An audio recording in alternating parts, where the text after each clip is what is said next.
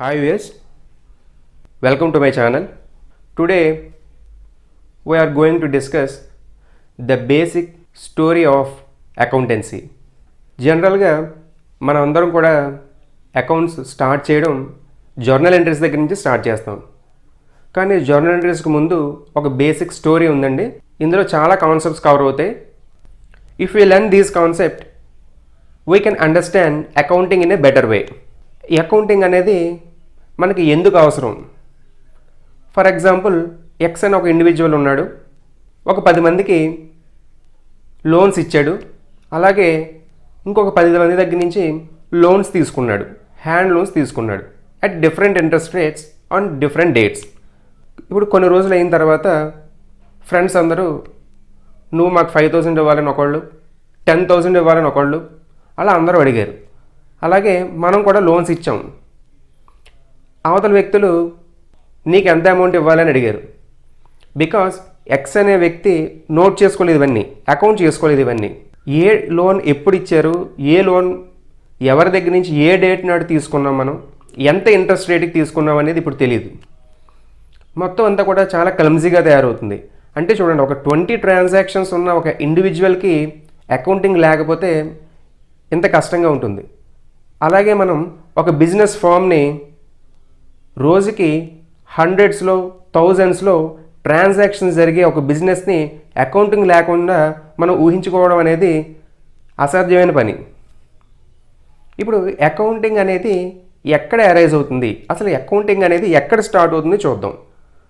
Accounting arises whenever there is a financial transaction and when there is accountability, then the need of accounting arises. చూడండి, ఒక financial transaction జరగాలి, అది first point. అలాగే దాంతోపాటుగా మనకి accountability అనేది అరైజ్ అవ్వాలి. ఈ రెండు అరైజ్ అయినప్పుడే మనకి నీడ్ ఫర్ అకౌంటింగ్ అనేది జనరేట్ అవుతుంది. ఒక ఎగ్జాంపుల్ చూద్దామండి. మనం ఎక్స్ అనే స్టూడెంట్ ఉన్నాడు, వాళ్ళ ఫాదర్ ఒక 500 ఇచ్చి పాకెట్ మనీ కింద ఖర్చు పెట్టుకోమన్నారు. ఇక్కడ ఎక్స్ అనే స్టూడెంట్ మూవీకి వెళ్ళాడు, రెస్టారెంట్కి వెళ్ళాడు, అలాగే ఏవో బుక్స్ కొనుక్కున్నాడు, 500 ఖర్చు పెట్టేశాడు. ఇక్కడ ఎక్స్ అనే వ్యక్తికి అకౌంటబిలిటీ లేదు. అంటే వాళ్ళ ఫాదర్కి ఈ అకౌంట్స్, మూవీ టికెట్స్, అలాగే రెస్టారెంట్ బిల్స్ అన్నీ తీసుకెళ్ళి చూపించాల్సిన అవసరం లేదు. ఇక్కడ అకౌంటబిలిటీ లేదు కాబట్టి ఇక్కడ అకౌంట్స్ మెయింటైన్ చేయాల్సిన అవసరం లేదు. కానీ ఎక్స్కి వాళ్ళ ఫాదర్ ఒక 10,000 రూపీస్ ఇచ్చి గ్రాసరీ లిస్ట్ ఇచ్చారు, టెలిఫోన్ బిల్ ఇచ్చారు, అలాగే ఎలక్ట్రిసిటీ బిల్ ఇచ్చి ఈ 3 కూడా పే చేసి రిమైనింగ్ బ్యాలెన్స్ తీసుకురమ్మన్నారు. ఇప్పుడు ఎక్స్ అనే స్టూడెంట్ 4-5 గ్రాసరీ స్టోర్స్ నుంచి టోటల్ గ్రాసరీ అంతా పర్చేజ్ చేశాడు, అలాగే ఎలక్ట్రిసిటీ బిల్ పే చేశాడు, టెలిఫోన్ బిల్ పే చేశాడు. ఇప్పుడు ఏం చేశాడంటే ఈ బిల్స్ అన్నిటినీ ఒక పిన్ కొట్టి ఫాదర్ 10,000 ఇచ్చారు మనకి, దీని టోటల్ అంతా 9,000 అయింది, రిమైనింగ్ బ్యాలెన్స్ 1,000 అని ఒక లిస్ట్ ప్రిపేర్ చేసి తీసుకెళ్ళి వాళ్ళ ఫాదర్కి 1,000 ఇచ్చారండి. అంటే ఇక్కడ చూడండి, అకౌంటబిలిటీ అరైజ్ అయింది. అంటే అకౌంటబిలిటీ అంటే దాని మీనింగ్ జవాబుదారీతనం. వాళ్ళ ఫాదర్కి అకౌంట్ చెప్పాల్సిన అవసరం ఉంది కాబట్టి ఎక్స్కి అకౌంట్ ప్రిపేర్ చేయాల్సిన అవసరం ఏర్పడింది మనకి. ఇప్పుడు మనం అకౌంటింగ్ అనేది ఎక్కడ స్టార్ట్ అవుతుంది, దాని ఆరిజిన్ పాయింట్ ఏంటనేది మనం చూసాం. ఈ అకౌంట్స్ ఎలా ప్రిపేర్ చేయాలి, ఎవరెస్ట్ వచ్చినట్టు వాళ్ళు ప్రిపేర్ చేసుకోవచ్చా అంటే దీనికి ఆరిజిన్ ఎక్కడ ఉందంటే యుఎస్లో ఉందండి. AICPA, American institute of certified public accountants, ఇదొక సంస్థ. ఇది ప్రాక్టికల్గా బిజినెస్ సిచ్యువేషన్స్ ఏంటి అనేది ఫైండ్ అవుట్ చేసి అకౌంటింగ్కి వేరియస్ డెఫినేషన్స్ అనేది ఇష్యూ చేసింది. అలాగే ఇప్పుడు మనం వాడే టెర్మినాలజీ, డెబిట్ అని కానీ, క్రెడిట్ అని కానీ, కాంటింజెంట్ అసెట్ అని, కాంటింజెంట్ లయబిలిటీ అని, అలాగే డిఫరెంట్ టెర్మినాలజీ మనం వాడుతూ ఉంటాం. ఈ టెర్మినాలజీ అంతటినీ కూడా ఈ ఇన్స్టిట్యూట్ డెవలప్ చేసిందనమాట. మన ఇండియాలో ICAI అనేది ఒక బాడీ. ఇది ఏం చేస్తుందంటే అకౌంటింగ్కి సంబంధించిన రూల్స్, బేసిక్ ప్రిన్సిపల్స్, అలాగే అకౌంటింగ్ స్టాండర్డ్స్ నోటిఫికేషన్స్ రిలీజ్ చేస్తుంది. వీటిని బేస్ చేసుకునే మనం అకౌంటెన్సీ ప్రిపేర్ చేయాలి. అంటే ఎలా పడితే అలా అకౌంటెన్సీ ప్రిపేర్ చేయడానికి లేదు. ఐసిఏఐ చెప్పిన గైడ్లైన్స్ని బేస్ చేసుకుని, బేసిక్ ప్రిన్సిపల్స్ బేస్ చేసుకుని మనం అకౌంట్స్ ప్రిపేర్ చేయాలి. ఇప్పుడు మనం ఏమి నేర్చుకున్నామంటే అకౌంటింగ్ అనేది ఎప్పుడు అరైజ్ అవుతుంది అనేది మనం తెలుసుకున్నాం. ఎలా అకౌంట్స్ ప్రిపేర్ చేయాలి అంటే దీనికి ఏదైనా అథారిటీ ఉందా అంటే ఐసిఏఐ అని చెప్పుకున్నాం. ఇప్పుడు మనం బేసిక్ అకౌంటింగ్ డెఫినేషన్ గురించి చెప్పుకుందాం. ఈ బేసిక్ అకౌంటింగ్ డెఫినేషన్ అనేది టోటల్ అకౌంటింగ్ ప్రాసెస్ అంతటినీ కవర్ చేస్తుందండి. ఎలాగో ఇప్పుడు మనం చూద్దాం. Accounting is the art of recording, classifying, summarising, analysing, interpreting and communication of financial information. ఈ బేసిక్ అకౌంటింగ్ డెఫినేషన్ని మనం ఇప్పుడు ఎక్స్ప్లెయిన్ చేసుకుందాం. First one is recording. ఈ రికార్డింగ్ స్టేజ్లో ఏ రోజు జరిగిన ట్రాన్సాక్షన్ ఆ రోజు మనం ఒక బుక్లో ఎంటర్ చేసుకుంటామండి ప్రైమరీగా. అందుకే ఈ బుక్ని బుక్ ఆఫ్ ప్రైమరీ ఎంట్రీ అని అంటాం. అలాగే ఇందులో ఏ రకమైన ట్రాన్సాక్షన్స్ అయినా కూడా పర్చేస్ అవనివ్వండి, సేల్స్ అవనివ్వండి, ఎక్స్పెన్సెస్ అవనివ్వండి, ఇన్కమ్ అవనివ్వండి, అన్నీ కూడా ఎప్పుడు ట్రాన్సాక్షన్ జరిగిందో అప్పుడు వెంటనే మనం ఈ బుక్లో మనం రికార్డ్ చేసుకుంటాం. ఈ బుక్ని మనం జర్నల్ అంటాం. అంటే ఈ స్టేజ్లో మనం ప్రిపేర్ చేసే బుక్ని జర్నల్ అంటాం. Next one is classification. ఈ క్లాసిఫికేషన్ స్టేజ్లో ముందు మనం రాసిన జర్నల్లో ఉన్న ఎంట్రీస్ చాలా ఉంటాయి కదండి. అందులో అన్ని ఐటమ్స్ మనం కలిపి రాసేస్తాం. ఇందులో ఒక్కొక్క ఐటమ్ని సపరేట్గా క్లాసిఫై చేసి ఒక అకౌంట్ రూపంలో మనం దాన్ని తయారు చేస్తాం. దీన్ని లెడ్జర్ అకౌంట్ అంటాం. అంటే ఫస్ట్ స్టేజ్లో మనం ప్రిపేర్ చేసిన జర్నల్, ఈ క్లాసిఫికేషన్ స్టేజ్లో మనం చేసింది ledger. Next one is summarising. Summary అంటే ముందు జరిగిన ప్రొసీజర్ అంతటికి ఒక బ్రీఫ్గా స్టేట్మెంట్స్ ప్రిపేర్ చేస్తామండి. అదే trial balance, trading and P&L account, balance sheet. Next one is analysing and interpreting. Analysis అంటే ఈ P&L బ్యాలెన్స్ షీట్ తయారు చేసిన తర్వాత మనకి ప్రాఫిట్ ఆర్ లాస్ అనేది తెలుస్తుంది. ఆ ఒక్కటే కాకుండా ఇంకా ఎడిషనల్ ఇన్ఫర్మేషన్ మనం ఏమైనా తెలుసుకోవాలంటే కనుక ఈ అనాలిసిస్ ద్వారా తెలుసుకోవచ్చు. For example asset turnover ratio, అలాగే క్యాపిటల్ టర్నోవర్ రేషియో. అంటే సేల్స్ అనేది P&L అకౌంట్లో ఉంటుంది, ఎసెట్ అనేది బ్యాలెన్స్ షీట్లో ఉంటుంది, అలాగే సేల్స్ అనేది P&L అకౌంట్లో ఉంటుంది, లయబిలిటీ అనేది బ్యాలెన్స్ షీట్లో ఉంటుంది. అంటే ఇప్పుడు చూడండి, ఈ అనాలిసిస్లో మనం P&Lలో ఉన్న ఐటమ్స్ని, బ్యాలెన్స్ షీట్లో ఉన్న ఐటమ్స్ని రిలేట్ చేసి ఒక additional information other than profit or loss మనం ఫైండ్ అవుట్ చేస్తాం. ఫిక్స్డ్ అసెట్స్ టర్నోవర్ రేషియో అంటే sales by fixed assets into 100. ఈ రేషియో వల్ల మనం ఏం తెలుసుకుంటామంటే మన ఫిక్స్డ్ అసెట్స్ సేల్స్ జనరేట్ అవ్వడానికి ఎంత ఎఫిషియెంట్గా యూజ్ చేసామనేది తెలుసుకుంటాం మనం. ఈ అనాలిసిస్లో చాలా అనాలిసిస్ ఉన్నాయండి. రేషియో అనాలిసిస్ అని, బ్రేక్ ఈవెన్ పాయింట్ అనాలిసిస్ అని, ప్రాఫిట్ ఆర్ లాస్ ఎంత అనేదే కాకుండా ఈ ప్రాఫిట్ ఆర్ లాస్ ఎలా వచ్చింది, ఒకవేళ లాస్ వస్తే లాస్ ఎందుకు వచ్చింది, రీజన్ ఏంటనేది ఫైండ్ అవుట్ చేయడానికి, ఈ రకంగా మనం ఇంటర్ప్రిట్ చేయడానికి ఈ అకౌంటింగ్ స్టేట్మెంట్స్ మనకు ఉపయోగపడతాయి. Final one is communication of financial information. Communication of financial information అంటే ఇప్పటి వరకు మనం తయారు చేసిన ఫైనాన్షియల్ స్టేట్మెంట్స్ అన్నీ కూడా ఎవరికైతే అవసరం ఉంటుందో, ఎవరికైతే మనం సబ్మిట్ చేయాలో వాళ్ళకి మనం ఈ ఇన్ఫర్మేషన్ని కమ్యూనికేట్ చేయాలి. ఇంటర్నల్ యూజర్స్, ఎక్స్టర్నల్ యూజర్స్ అని ఉంటారు. ఇంటర్నల్ యూజర్స్ అంటే మన కంపెనీ లోపల ఉండే వ్యక్తులు, అంటే మేనేజర్స్ కానివ్వండి, CEOs కానివ్వండి, బోర్డ్ ఆఫ్ డైరెక్టర్స్ కానివ్వండి, వీళ్ళు ఇంటర్నల్గా ఉన్న వ్యక్తులు, వీళ్ళకి సబ్మిట్ చేస్తాం మనం. అలా కాకుండా ఎక్స్టర్నల్గా ఉన్న వ్యక్తులు ఎవరికైనా సబ్మిట్ చేయాలంటే స్టేక్ హోల్డర్స్ అందరికీ సబ్మిట్ చేయాలి. స్టేక్ హోల్డర్స్ అంటే ఇంట్రెస్టెడ్ పార్టీస్ అని అర్థం. ఎవరైతే మన బిజినెస్తో రిలేషన్ ఉంటుందో, ఎవరికైతే మన బిజినెస్లో ఒక ఇంట్రెస్ట్ ఉంటుందో వాళ్ళని స్టేక్ హోల్డర్స్ అంటాం. ఫర్ ఎగ్జాంపుల్ మనకి క్రెడిటర్స్ అంటే లోన్ ఇచ్చిన వాళ్ళు. సపోజ్ ఒక బ్యాంకర్ తీసుకోండి, ఆ బ్యాంకర్ మనకి లోన్ ఇస్తాడు. లోన్ ఇచ్చిన వాళ్ళకి మన బిజినెస్ ఎలా పెర్ఫామ్ చేస్తున్నాం, మన బిజినెస్లో ఏం జరుగుతుందని తెలుసుకోవాలనే ఇంట్రెస్ట్ వాళ్ళకు ఉంటుంది. కాబట్టి ఇక్కడ బ్యాంకర్ అనేవాడు ఇంట్రెస్టెడ్ పార్టీ. అలాగే ఒక షేర్ హోల్డర్ తీసుకోండి, షేర్ హోల్డర్ అనేవాడు కొంత అమౌంట్ మన బిజినెస్లో ఇన్వెస్ట్ చేస్తాడు. ఇన్వెస్ట్ చేసిన వ్యక్తికి ఏం జరుగుతుందనేది తెలియాల్సిన అవసరం ఉంది. కాబట్టి ఇక్కడ షేర్ హోల్డర్ కూడా ఒక ఇంట్రెస్టెడ్ పార్టీ. వీళ్ళందరూ కూడా కంపెనీకి బయట ఉంటారు, but there is a need to submit this financial information to all these persons. ఇక్కడికి మనం బేసిక్ డెఫినేషన్ కవర్ చేసామండి. ఈ బేసిక్ డెఫినేషన్లో మనం ఏం కవర్ చేసామంటే జర్నల్ ప్రిపేర్ చేయడం, లెడ్జర్ ప్రిపేర్ చేయడం, trial balance, final accounts prepare చేయడం, అనాలిసిస్ రిపోర్ట్స్ అయిన cash flow statement, funds flow statement prepare చేయాలి. అలాగే ఈ తయారు చేసిన ఇన్ఫర్మేషన్ని ఇంట్రెస్టెడ్ పార్టీస్కి కమ్యూనికేట్ చేయాలి. అంటే చూడండి, టోటల్ అకౌంటింగ్ కాన్సెప్ట్ మొత్తం కూడా ఈ బేసిక్ డెఫినేషన్లో ఫిట్ అవుతుందన్నమాట. ఇప్పుడు దీన్నే మనం ఒక ఇన్పుట్, ప్రాసెసింగ్, అవుట్పుట్ అనే ప్రొసీజర్లో చూసినట్టయితే ఇన్పుట్ వచ్చేసి మనకి హ్యాపెనింగ్ ఆఫ్ ఫైనాన్షియల్ ట్రాన్సాక్షన్. ప్రాసెసింగ్లోకి వచ్చి మనకి journalizing, preparing ledgers, preparing trial balance, trading P&L account, balance sheet, ఇవన్నీ కూడా తయారు చేయడం అనేది మనకి ప్రాసెసింగ్లోకి వస్తుంది. నెక్స్ట్ అవుట్పుట్ వచ్చేసరికి ఫైనాన్షియల్ ఇన్ఫర్మేషన్, అంటే ప్రాఫిట్ వచ్చిందా, లాస్ వచ్చిందా, అలాగే అనాలిసిస్ స్టేట్మెంట్స్, దీని రిజల్ట్ని మనం అవుట్పుట్ కింద అనుకోవచ్చు. అలాగే ఇప్పుడు ఈ అవుట్పుట్ని మనం ఇంట్రెస్టెడ్ పార్టీస్కి కమ్యూనికేట్ చేయాలి రిపోర్ట్స్ ద్వారా. ఇక్కడికి బేసిక్ డెఫినేషన్ అయిందండి. Next is objectives of accounting. Objectives అన్న యూజెస్ ఆఫ్ అకౌంటింగ్ అన్న రెండు ఇంచుమించు ఒకటే.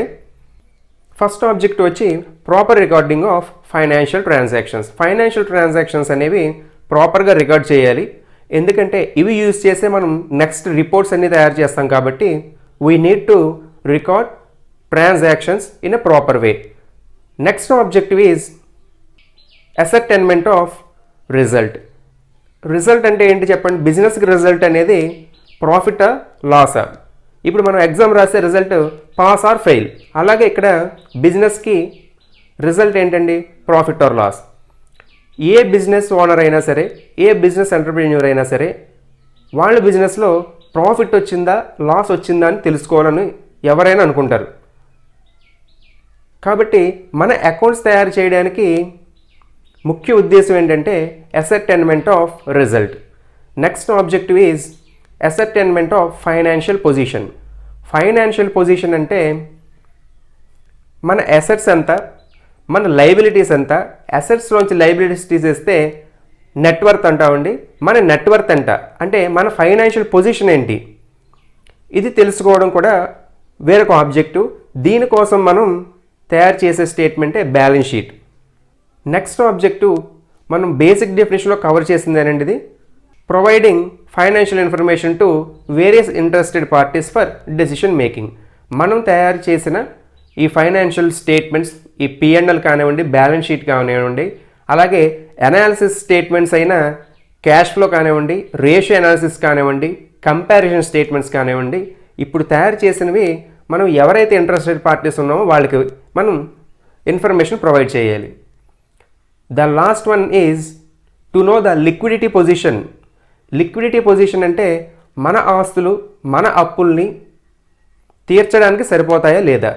మనం జనరల్గా చూస్తూ ఉంటామండి, ఇన్సాల్వెంటీ పిటిషన్ ఐపీ పెట్టారంటాం. ఐపీ అంటే వాడి ఆస్తులు ఇంకా వాడి లయబిలిటీస్ని కవర్ చేసే పొజిషన్లో ఉండవన్నమాట. అంటే వాడి అప్పులు ఎక్కువైపోతాయి, ఆస్తులు తక్కువైపోతాయి. దీన్నే మనం ఐపీ అంటాం. ఇప్పుడు ఈ అకౌంటింగ్ ఆబ్జెక్టివ్ ఏంటంటే మన పొజిషన్ ఎలా ఉంది. ఇప్పుడు మనం basic principles, conventions of accountancy అనేవి చూద్దాం. అసలు ఈ కాన్సెప్ట్స్ అన్న, బేసిక్ ప్రిన్సిపల్స్ అన్న, కన్వెన్షన్స్ అన్న మూడు ఒకటేనండి. ఈ 3 టైమ్స్ మనం ఇంటర్చేంజబుల్గా మనం యూజ్ చేస్తూ ఉంటాం. ఇవి కూడా చాలా ఇంట్రెస్టింగ్గా ఉంటాయండి. అసలు అకౌంటింగ్ సబ్జెక్ట్కి దీస్ ఆర్ ద పిల్లర్స్ అన్నమాట. అసలు ఈ టాపిక్ అనేది మనకి బేసిక్ ఫౌండేషన్ కింద, పిల్లర్స్ కింద మనకు ఉపయోగపడుతుంది. ఇందులో first one is business entity concept. ఈ బిజినెస్ ఎంటిటీ కాన్సెప్ట్ ఏం చెప్తుందంటే ఓనర్ సపరేటు, అలాగే బిజినెస్ సపరేట్ అని చెప్తుందండి. అంటే బిజినెస్ని ఐసోలేట్ చేస్తుందన్నమాట. ఓనర్కి సంబంధించిన పర్సనల్ ట్రాన్సాక్షన్స్ ఇందులో కలిపేయకుండా బిజినెస్కి సంబంధించిన ట్రాన్సాక్షన్స్ మాత్రమే ప్యూర్గా ఉండాలని చెప్పి ఒక ఫిల్టర్ కింద రెండు ట్రాన్సాక్షన్స్ని విడగొట్టడం కోసం ఈ బిజినెస్ ఎంటిటీ కాన్సెప్ట్ అనేది మనకి అరైజ్ అయిందండి. అలాగే మన బిజినెస్లో ఓనర్ కనుక మనీ తీసుకొచ్చినా, అలాగే బిజినెస్లోంచి ఓనర్ కనుక డ్రాయింగ్స్ చేసినా, మనం ఓనర్ని ఒక బయటి వ్యక్తి కింద ట్రీట్ చేసి మనం అకౌంట్స్ రాస్తామండి. అంటే ఓనర్ కూడా ఒక బయటి వ్యక్తి కాబట్టి డబ్బులు తీసుకొస్తే క్యాపిటల్ ఇంట్రడ్యూస్ చేసాడని, అలాగే బయటికి డబ్బులు తీసుకెళ్తే డ్రాయింగ్స్ అని ఆ క్యాపిటల్ అమౌంట్లోంచి మనం దాన్ని రెడ్యూస్ చేసి చూపిస్తాం. This is known as business entity concept. Next one is money measurement concept. ఈ కాన్సెప్ట్ ఏం చెప్తుందంటే ఏ ట్రాన్సాక్షన్ అయినా మనం మనీలో మెజర్ చేయగలిగినప్పుడే వాటిని మనం అకౌంట్స్లో కన్సిడర్ చేయాలి. ఫర్ ఎగ్జాంపుల్ గుడ్ విల్ తీసుకుందాం. గుడ్ విల్ అనేది మన బిజినెస్కి ఎప్పుడు ఉంటుంది, కానీ అది అకౌంట్స్లో రాసేయచ్చా అంటే దాన్ని మనం మానిటరీ టర్మ్స్లో కన్వర్ట్ చేసినప్పుడు మాత్రమే గుడ్ విల్ని మనం రాయడానికి వీలవుతుందండి. ఇది కొన్ని సిచ్యువేషన్స్లో మాత్రమే మనం గుడ్ విల్ క్యాలిక్యులేట్ చేస్తాం. అలాగే ఈ కాన్సెప్ట్ ఇంకా ఏం చెప్తుందంటే ఒక యూనిఫామ్ కరెన్సీలోనే అకౌంట్స్ మొత్తం మెయింటైన్ చేయాలని చెప్తుందండి. అంటే కొన్ని ఏమో రూపీస్లో, అలాగే మనకి వేరే కంట్రీస్ నుంచి ఒకవేళ డాలర్స్లో కానీ పేమెంట్స్ వచ్చాయనుకోండి, అలాగే యూరోస్లో వచ్చాయనుకోండి, 3 రకాల కరెన్సీస్ మనం ఉపయోగించకూడదండి. ఏదో ఒక కరెన్సీలోనే, అంటే మన ఇండియాలో ఫర్మ్స్ అన్నీ కూడా ఐఎన్ఆర్లోనే మెయింటైన్ చేయాలి. This is known as money measurement concept. Next one is periodicity concept. Periodicity concept అంటే ఒక బిజినెస్ని అన్లిమిటెడ్ లైఫ్ కింద మనం ఎజ్యూమ్ చేసుకోవచ్చండి. అంటే దానికి ఒక బిజినెస్ స్టార్ట్ చేస్తే, ఒక కంపెనీ స్టార్ట్ చేస్తే దానికి ఎండ్ పాయింట్ ఎక్కడనేది మనం చెప్పలేము. కానీ ఆ బిజినెస్ పెర్ఫార్మెన్స్ అనే దాన్ని మనం మెజర్ చేయాలనుకున్నప్పుడు ఒక పీరియడ్ అనేది మనం పెట్టుకోవాలి. అంటే ఇక్కడ అకౌంటింగ్ పీరియడ్ అంటే 1 year కింద డిక్లేర్ చేశారు. ఆ 1 year అనేది మళ్ళీ 2 types అనమాట. అందులో ఒకటి క్యాలెండర్ ఇయర్, అంటే Jan 1st స్టార్ట్ అయ్యి 31st Decemberకి ఎండ్ అవుతుంది. Next one is financial year. ఈ ఇయర్ April 1st స్టార్ట్ అయ్యి March 31st ఎండ్ అవుతుంది. This is known as periodicity concept. అంటే ఒక పీరియడ్, ఆ పీరియడ్కి సంబంధించిన రిజల్ట్స్ మనం ఫైండ్ అవుట్ చేయాలి. ఆ పీరియడ్ ఏంటంటే 1 year. Next one is accrual concept. ఈ కాన్సెప్ట్ కూడా చాలా ఇంట్రెస్టింగ్గా ఉంటుంది. This concept states record the transactions whenever it happens irrespective of cash receipt and cash payments. అంటే ట్రాన్సాక్షన్ జరిగిన వెంటనే ఆ ట్రాన్సాక్షన్ మనం నోట్ చేయాలి. మనకి క్యాష్ పేమెంట్ అనేది మనం చేసినా, అలాగే మనకి క్యాష్ లోపలికి వచ్చినా రాకపోయినా ఇవేమీ సంబంధం లేదు. క్యాష్ రావడం పోవడంతో సంబంధం లేకుండా ట్రాన్సాక్షన్ మనం వెంటనే రికార్డ్ చేయాలి. ఫర్ ఎగ్జాంపుల్ మనం సేల్స్ చేసాం, 50,000 సేల్స్ చేసాం. అందులో మనకి 30,000కి మనకి క్యాష్ ఇచ్చారండి, ఇంకో 20,000కి క్యాష్ ఇవ్వలేదు, మనం క్రెడిట్కి అమ్మాం. ఇప్పుడు మనం సేల్స్ అనేది క్యాష్ రాలేదు కాబట్టి 30,000 రికార్డ్ చేస్తానంటే కుదరదండి.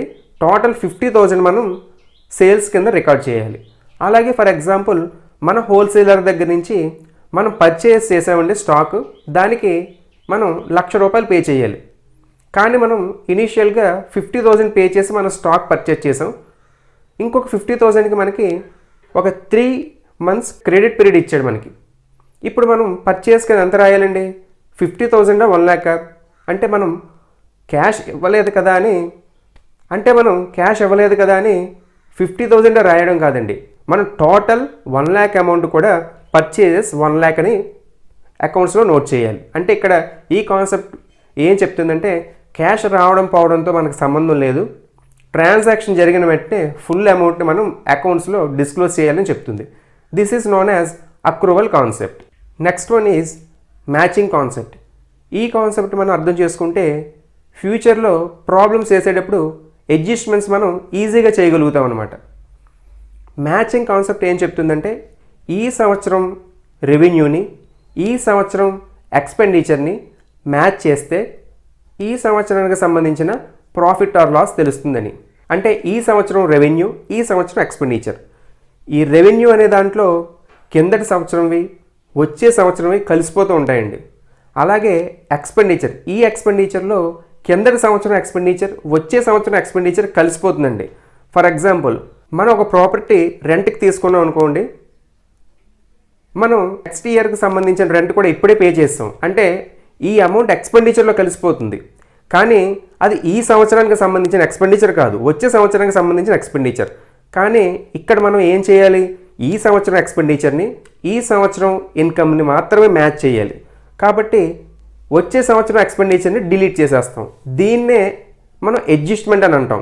ఈ కాన్సెప్ట్ మనకి ఏం చెప్పిందండి, ఈ సంవత్సరం రెవెన్యూని ఈ సంవత్సరం ఎక్స్పెండిచర్ని మ్యాచ్ చేయండి, ఈ సంవత్సరానికి సంబంధించిన financial result profit or loss వస్తుందని చెప్పింది.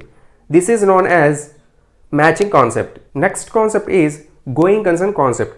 ఈ కాన్సెప్ట్ ఏం యూజ్ చేసుకుంటుందంటే business is going to continue in near future, అంటే నెక్స్ట్ ఇయర్ మన బిజినెస్ కంటిన్యూ అవుతుంది అనే ఒక అజంప్షన్ని తీసుకుని అకౌంట్స్ ప్రిపేర్ చేస్తూ ఉంటుంది అనమాట. అంటే నెక్స్ట్ ఇయర్ మన బిజినెస్ క్లోజ్ చేస్తే కనుక మళ్ళీ అకౌంటింగ్ ప్రొసీజర్ మారిపోతుందండి.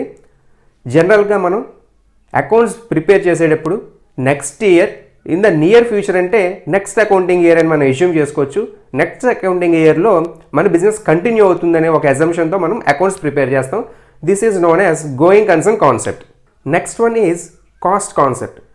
ఈ కాస్ట్ కాన్సెప్ట్ అనేది అసెట్ వాల్యూస్ రికార్డ్ చేయడానికి ఈ కాన్సెప్ట్ ఉపయోగపడుతుందండి. All assets needs to be recorded at historical price, అంటే మనం ఎంతకైతే పర్చేజ్ చేసామో ఆ అసెట్ వాల్యూస్ అంత రేటుకే మనం అకౌంట్స్లో చూపించాలి. మార్కెట్ వాల్యూ ఒకవేళ పెరిగినా మార్కెట్ వాల్యూ ఒకవేళ తగ్గినా వాటితో మనకి ఎటువంటి సంబంధం లేదండి. మనం ఎంతకైతే అసెట్ పర్చేజ్ చేసామో అదే కాస్ట్ మనం మెయింటైన్ చేస్తాం. దీన్నే మనం కాస్ట్ కాన్సెప్ట్ అంటాం. Next concept is realization concept. ఈ కాన్సెప్ట్ అనేది కాస్ట్ కాన్సెప్ట్కి ఒక ఎక్స్టెన్షన్ అనుకుందాం. ఇందులో ఏం చెప్తుందంటే ఈ అసెట్స్ అనేది మార్కెట్ వాల్యూ పెరిగినా తగ్గినా కూడా అవి రియలైజ్ అయ్యే వరకు అకౌంట్స్లో కన్సిడర్ చేయొద్దు. ఈ కాన్సెప్ట్లో అవి రియలైజ్ అయినప్పుడు మాత్రమే మనం అకౌంట్స్లో కన్సిడర్ చేస్తాం. అంటే ఒకవేళ పెరిగిందనుకోండి ప్రాఫిట్ కింద, తగ్గిందనుకోండి లాస్ కింద నోట్ చేస్తాం. Next concept is dual aspect concept. ఈ డ్యూయల్ ఆస్పెక్ట్ కాన్సెప్ట్ మనకి డబుల్ ఎంట్రీ బుక్ కీపింగ్ దగ్గర నుంచి వచ్చిందండి. అంటే ప్రతి ట్రాన్సాక్షన్కి రెండు ఆస్పెక్ట్స్ ఉంటాయి. అంటే ఇప్పుడు మనం డెబిట్ క్రెడిట్ అని చెప్తాం కదా, అలాగే టూ ఆస్పెక్ట్స్ ఉంటాయి అన్నమాట. ఫర్ ఎగ్జాంపుల్ ఒక మెషినరీ కొన్నాం అనుకోండి, ఒక అసెట్ పెరుగుతుంది, అలాగే క్యాష్ తగ్గుతుంది మన దాంట్లో. అంటే ఒక అసెట్ పెరిగింది, ఇంకొక అసెట్ తగ్గింది. టూ ఆస్పెక్ట్స్ అనమాట. ఫర్ ఎగ్జాంపుల్ మన దగ్గర ఉన్న మనీ యూజ్ చేసి బ్యాంక్ లోన్ తీర్చేసాం, అంటే ఒక అసెట్ తగ్గింది, ఒక లయబిలిటీ తగ్గింది. మళ్ళీ చూడండి రెండు ఆస్పెక్ట్స్ ఉంటాయి ఈ ట్రాన్సాక్షన్ కూడా. This is known as dual aspect concept. Next one is conservatism concept. This is also an interesting topic. Conservatism concept.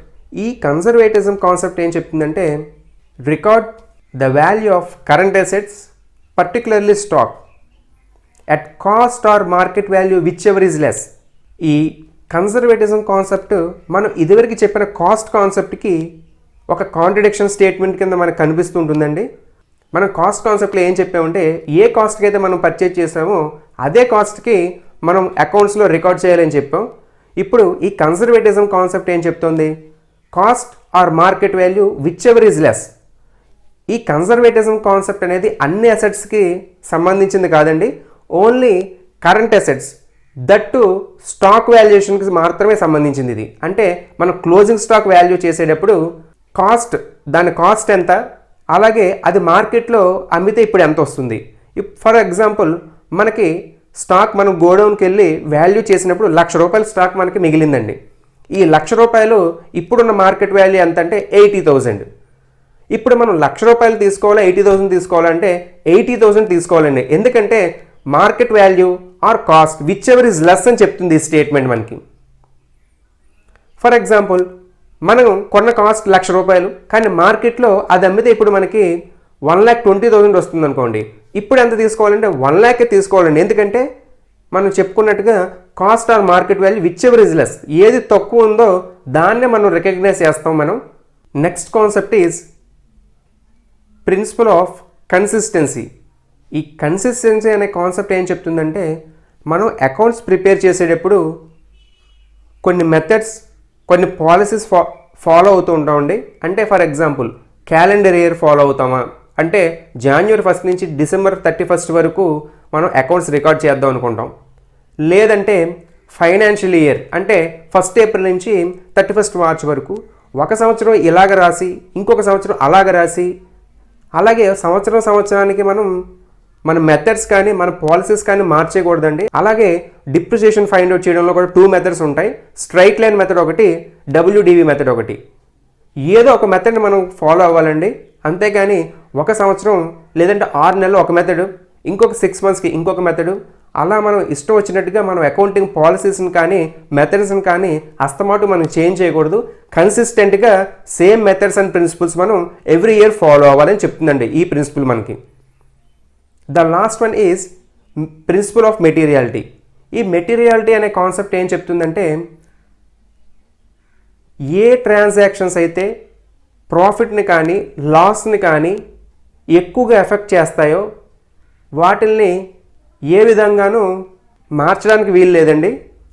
ఈ మెటీరియాలిటీ కాన్సెప్ట్ అనేది ఒక కామన్ సెన్స్ పాయింట్, అలాగే డిస్క్రిప్షన్ ఆఫ్ అకౌంటెంట్ అనమాట.